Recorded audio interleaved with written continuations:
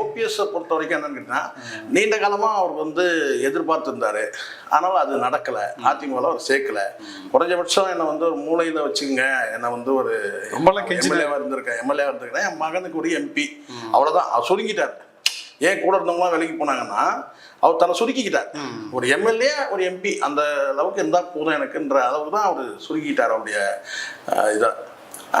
But அதை வந்து EPS வந்து ஏற்றுக்காததுக்கு காரணம் என்னன்னா, கடந்த காலத்தில் கொடுத்த தொல்லைகள், நிறைய வழக்குகள், இவரை யாரெல்லாம் இயக்குனாங்க, இப்போ இயக்குனவங்கலாம் இவங்களை விட்டுட்டாங்க. மத்தியில் இருக்க பாஜக தான் இவர் வந்து இயக்குனதே. ஏன்னா வந்து இபிஎஸோட செல்வாக்கு குறைக்கணும். இதெல்லாம் மீண்டு அவங்க கண்ட்ரோல் அமைச்சு தானே சொல்லியிருந்தாரு. ஆமாம், நீதிமன்றத்தில் போய் பல வழக்குகள் முறையாக வந்து வழக்காடி, அதுக்கப்புறம் இவங்க வந்து சின்னத்தை பெற்றதாக இருக்கட்டும், அதுக்கு அடுத்து வந்து பார்த்தீங்கன்னா இவங்க பல வழக்குகளை வந்து தொடர்ந்து தொல்லைகள் நிறைய இருந்துகிட்டே இருந்தது தான்.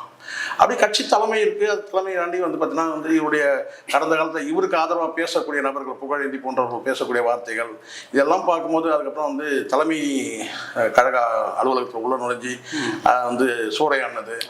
ஸோ இதெல்லாம் இருக்கு இல்லையா, இதெல்லாம் வந்து பார்க்கும்போது மீண்டும் ஒரு சேர்த்துக்கூடாதுன்ற நினைப்பு வந்து அந்த ஒரு முடிவில் இவங்க இருக்கிறாங்க.